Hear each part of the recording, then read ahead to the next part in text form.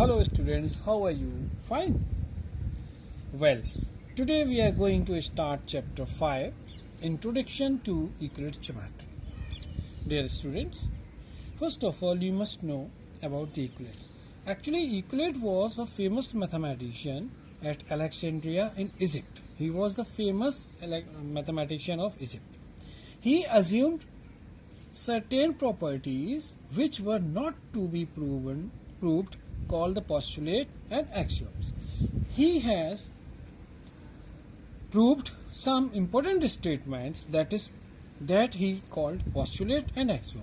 Now, what are postulate? Actually, postulates are the assumptions which are actually obvious universal truth, not need to be proven. Also, specific related to geometry are called postulate.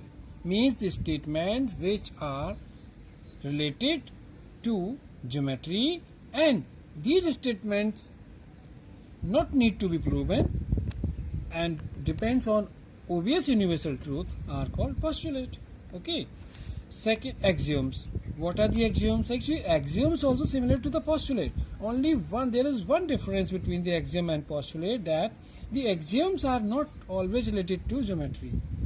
The assumptions which are obvious universal truth and need not to be proven, they are used throughout in mathematics, not especially linked to the geometry, are called axioms. Okay.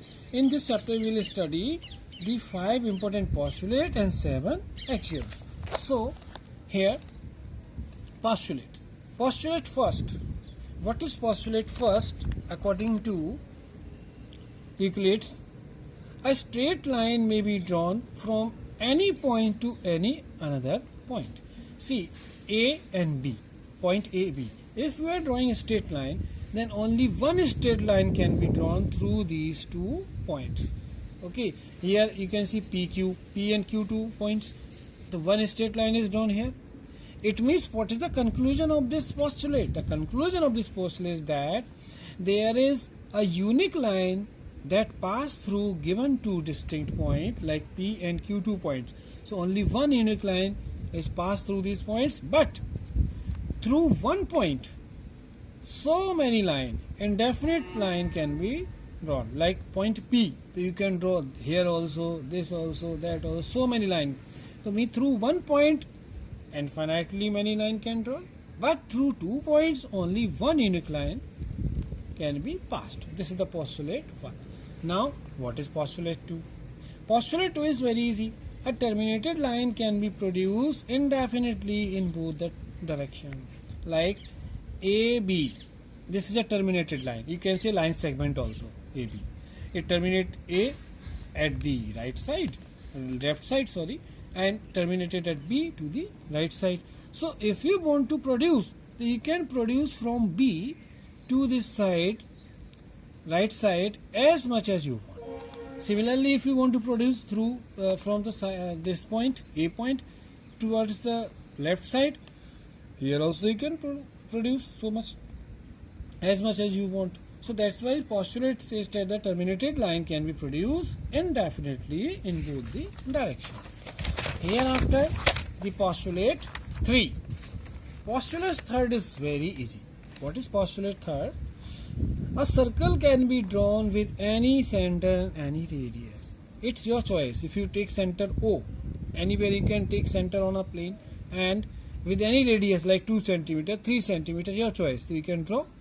The circle can be drawn with any center and with any radius, like PS is radius and you have drawn circle. Postulate 4th is very easy. All right angles are equal to one another. It's simple. See, angle AOB right angle, angle PQS also right angle, angle XYZ also right angle. Right angle, see, if I want to state that all acute angles are equal, no, never. Because acute angle may be 20 degree also, acute angle of maybe 10 degree also, acute angle may be of 60 degree also, but right angle is always exactly 90 degree. That's why all right angle are equal to one another. Okay, so postulate 4 is very easy. Now try to understand postulate 5.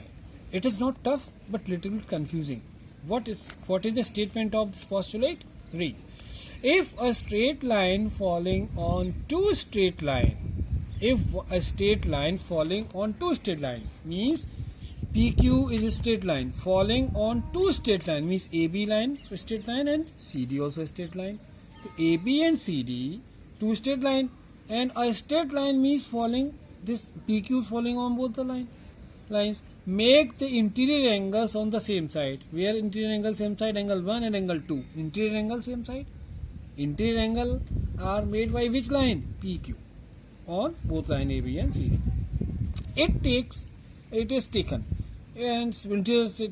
together less than two right angles. If these angles are less than two right angles, then what you can notice? The two straight line, if they produce indefinitely, meet on that side on which the sum of angle is less than two straight line. It means if two straight lines are intersected by another straight line and framing two interior angle, and the sum of these two interior angle is less than 180, then these line AB and CD will meet if they produce towards the side of interior angle which are making here. So angle 1 plus angle 2 is less than 180, then they will meet if the line extended from A toward right side, left side, and line extended from point C this side, then they will meet in this side. Okay, this is the means you can prove these lines are parallel or not. If the interior angle on the both side, the interior angle on the same side of this transversal is exactly 180, then these lines will never meet and they will be parallel. But if these angles are less than 180, then they will meet and these lines are not parallel. So these are the postulates. After that, I am explaining here axiom. See, axiom. Axioms also statements which are universal truth, obvious universal truth, and not need to be proven. But it not necessary that these statements always are related to geometry. Now, first axioms I am going to explain you. What is the first axiom over here? Things which are equal to the same thing are equal to one another. See, it's very easy. How? Suppose if you take here AB, see, I am taking example. Let AB is equal to PQ. AB is equal to PQ. Suppose line segment AB equal to PQ, and you can say MN is equal to PQ. So what you can state about AB and MN? If AB is equal to PQ, MN is equal to PQ, it means you can say AB is equal to MN. Why? How? Because see, if AB is equal to PQ and PQ is equal to MN, so can't you write this way? Therefore, AB is equal to PQ is equal to MN.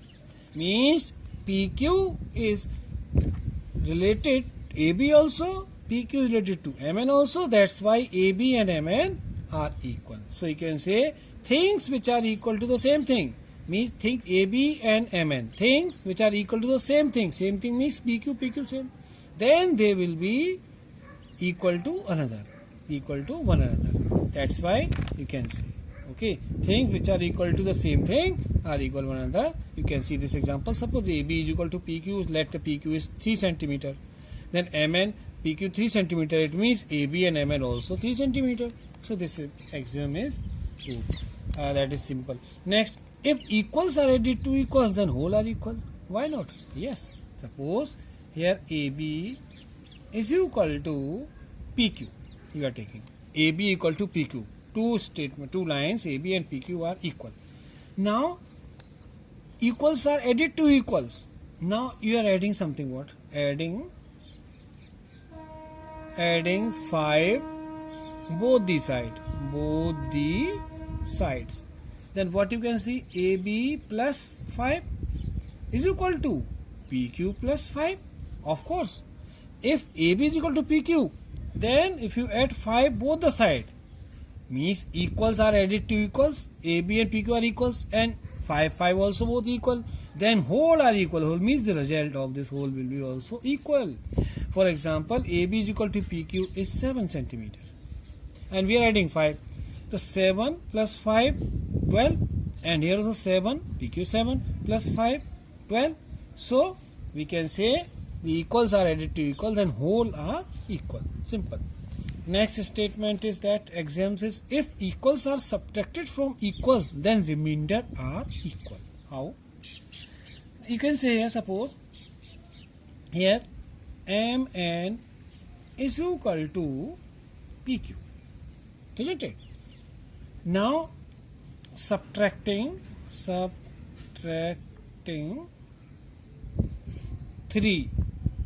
from both the sides. So Mn minus 3 is equal to PQ minus 3. So if you know Mn and PQ are suppose 10 centimeter, because both are equal.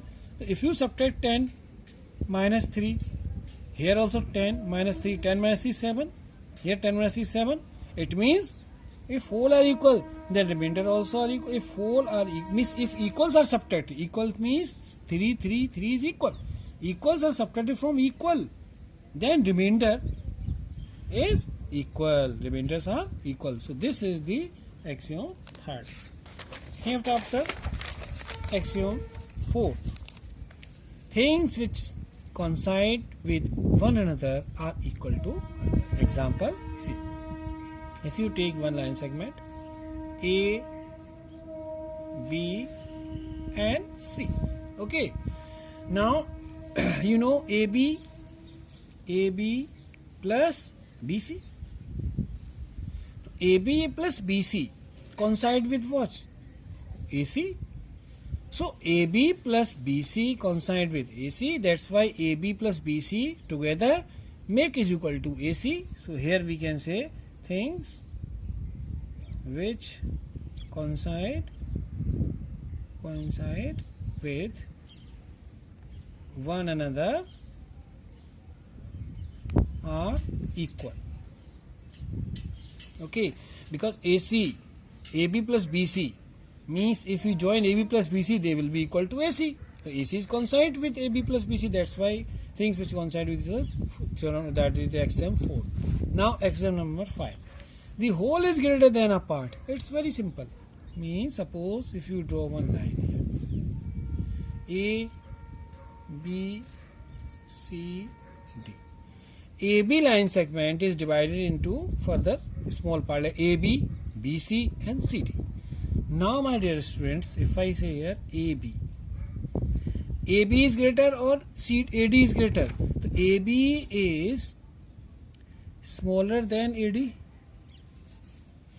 and also BC is smaller than AD. CD is also smaller than AD. AC is also smaller than AD. You know why? Each part of this line segment is always lesser than the whole. Means whole is greater than. What is the reason? Why? Because you write down whole is greater than the part.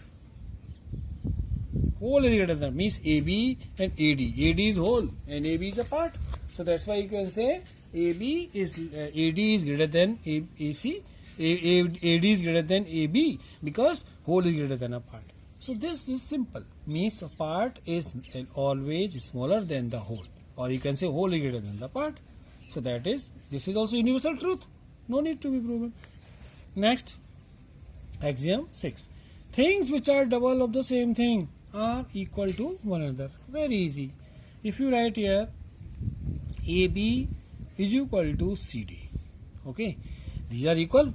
Now, if you write here 2AB is equal to 2CD, then also they are equal.